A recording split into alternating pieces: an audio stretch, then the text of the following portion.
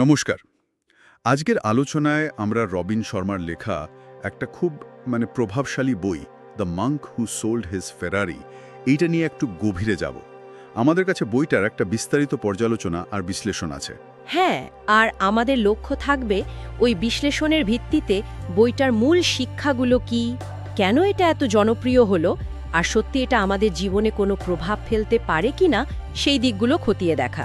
ঠিক, আমরা শুধু গল্পের সারসংক্ষেপ শুনব না, বরং দেখব বিশ্লেষণটা কি বলছে, এর শক্তি কোথায়, দুর্বলতায় বা কি।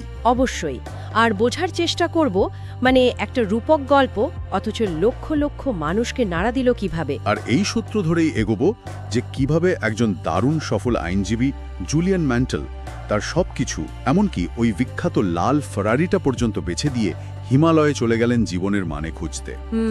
আর সেই জ্ঞানটা সেখান থেকে যা পেলেন সেটা আমাদের এই আজকের প্রচণ্ড ব্যস্ত জীবনে কতটা কাজে লাগতে পারে। চলুন এই বিশ্লেষণ ধর্মী যাত্রা একটু ডুব দেওয়া যাক।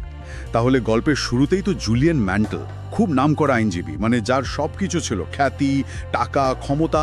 হ্যাঁ, ওই দামি স্যুট, বিলাসবহুল জীবন আর ওই আইকনিক ফেরারি গাড়িটা, কিন্তু পর্দার আড়ালে ছিল সাংঘাতিক কাজের চাপ, একটা অস্থিরতা। ঠিক, জীবনটা আসলে ভারসাম্যহীন হয়ে পড়েছিল।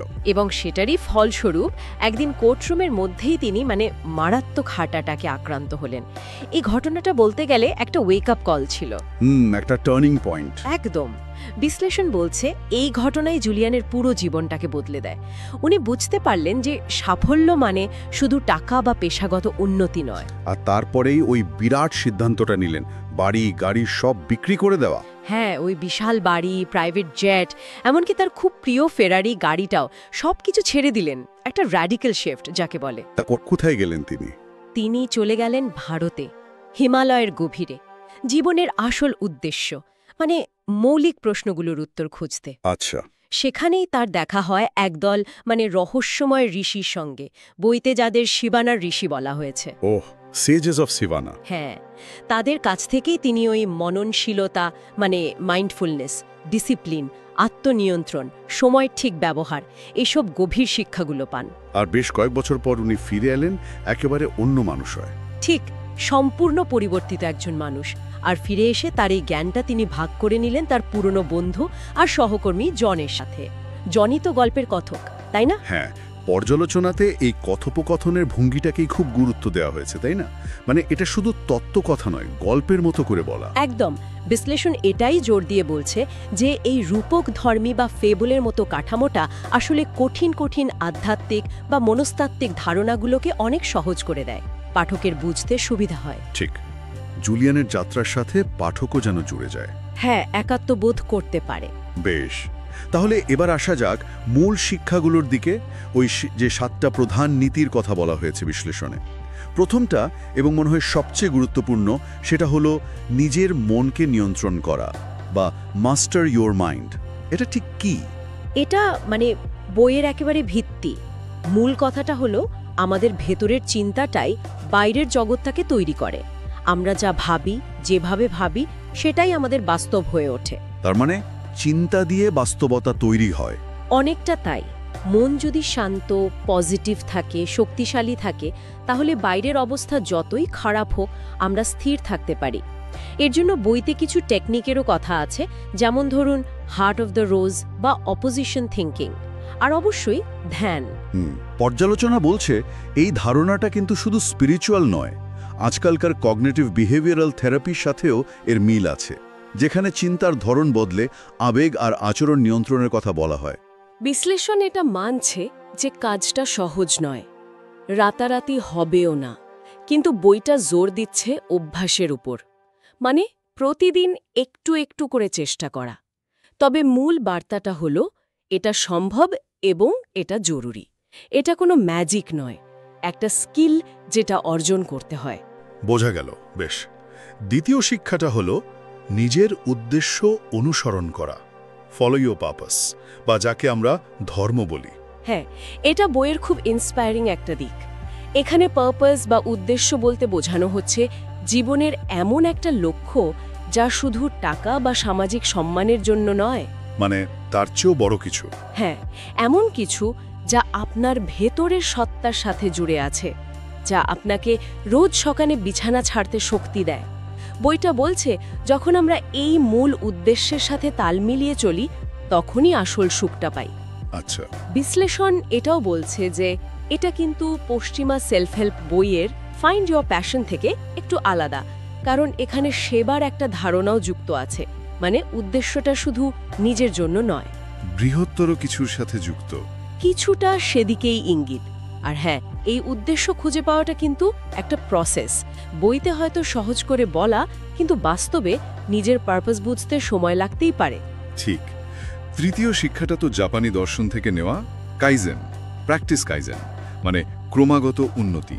হ্যাঁ, কাইজেন মানে হলো ছোট ছোট কিন্তু নিয়মিত উন্নতির মাধ্যমে বড় লক্ষ্যে পৌঁছানো। বইটা বলছে একবারে বিরাট কিছু বদলে ফেলার চেষ্টার চেয়ে রোজ 1% করে ভালো হওয়াটা অনেক বেশি কাজের এবং টেকসই।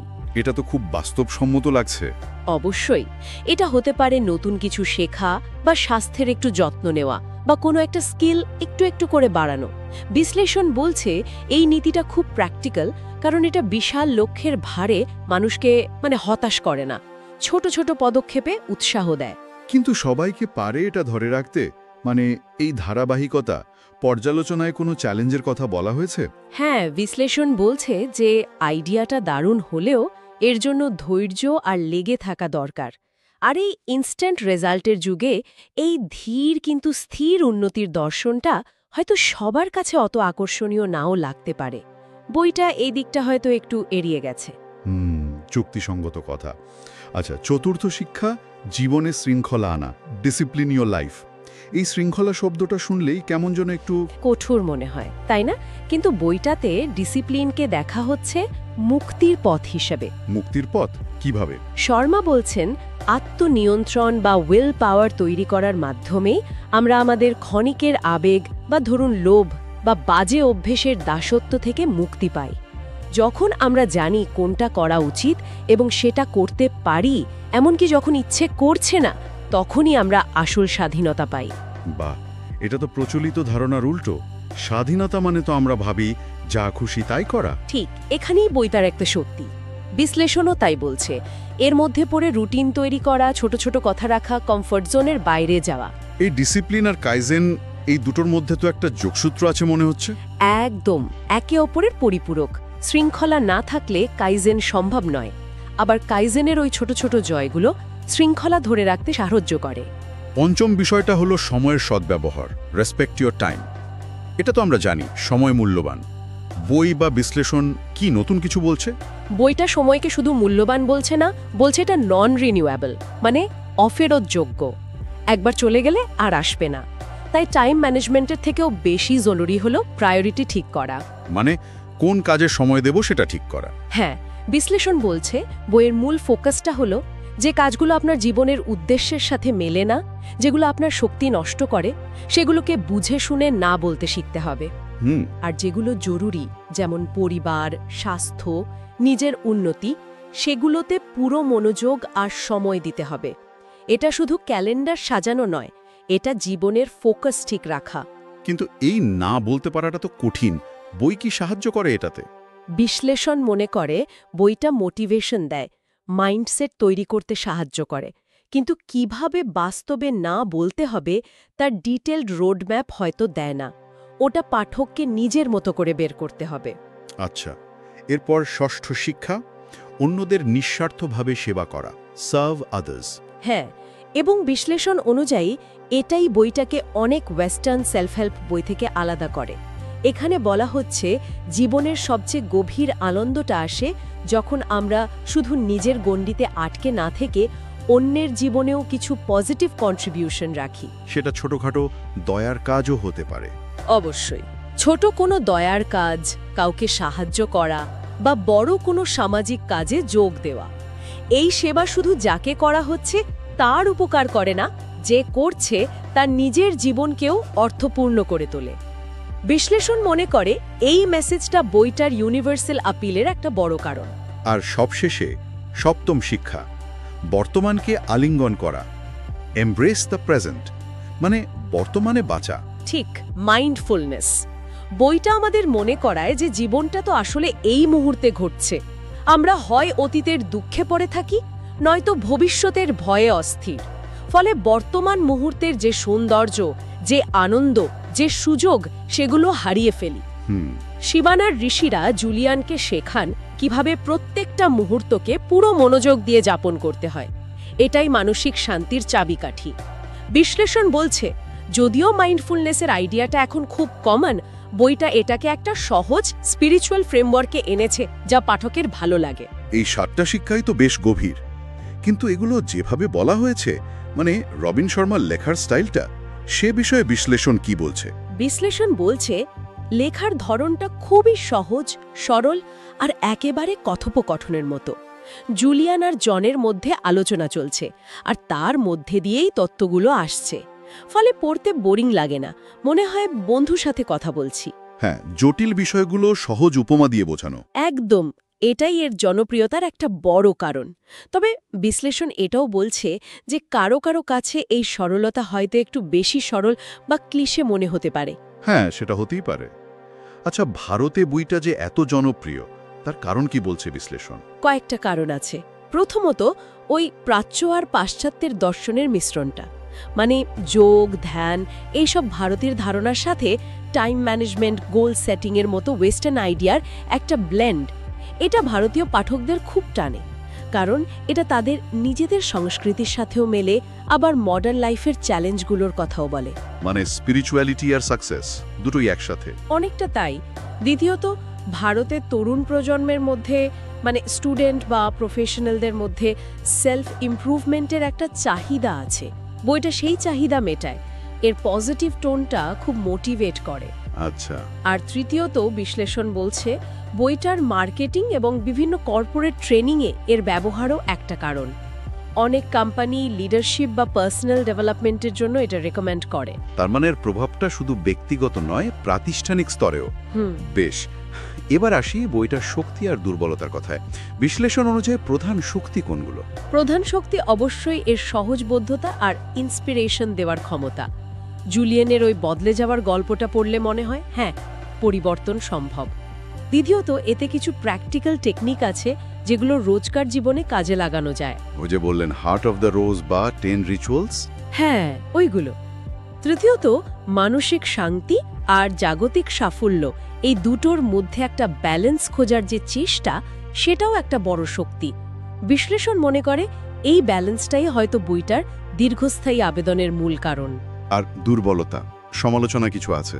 হ্যাঁ, কিছু দুর্বলতার কথাও বলা হয়েছে। যেমন কারো কারো কাছে এটা একটু বেশি উপদেশ দেওয়ার মতো লাগতে পারে, মানে প্রিচি, বা একটু বেশি আদর্শবাদী, মানে বাস্তব জীবনের জটিলতাগুলোকে হয়তো সহজ করে দেখানো হয়েছে। দ্বিতীয়ত, কিছু আইডিয়া বা মেসেজ মনে হতে পারে যে বারবার ঘুরে ফিরে আসছে, তাতে পড়ার গতি একটু কমতে পারে। আর তৃতীয়ত, এবং এটা গুরুত্বপূর্ণ, যারা সেলফ হেল্পের ব্যাপারে খুব সায়েন্টিফিক এভিডেন্স খোঁজেন, ডেটা চান, তাদের জন্য এই বইটা হয়তো যথেষ্ট নয়। মানে এটা দর্শন আর ব্যক্তিগত অভিজ্ঞতার উপর বেশি নির্ভরশীল বলা যেতে পারে। এর আবেদনটা যুক্তির চেয়ে বেশি অনুভূতির জায়গায়। যারা একটা অনুপ্রেরণা চান, জীবনের জন্য একটা গাইডলাইন চান, তাদের ভালো লাগবে। যারা খুব ডেটা ড্রিভেন অ্যানালাইসিস খোঁজেন, তারা হয়তো একটু হতাশ হতে পারেন। বইটাতে কিছু মনে রাখার মতো কোটেশনও তো আছে নিশ্চয়ই? হ্যাঁ, কয়েকটা খুব বিখ্যাত। যেমন, everything is created twice, first in the mind and then in reality. মানে সবকিছু দুবার তৈরি হয়, প্রথমে মনে, তারপর বাস্তবে। এটা ওই মাস্টার ইয়োর মাইন্ডেরই সার কথা।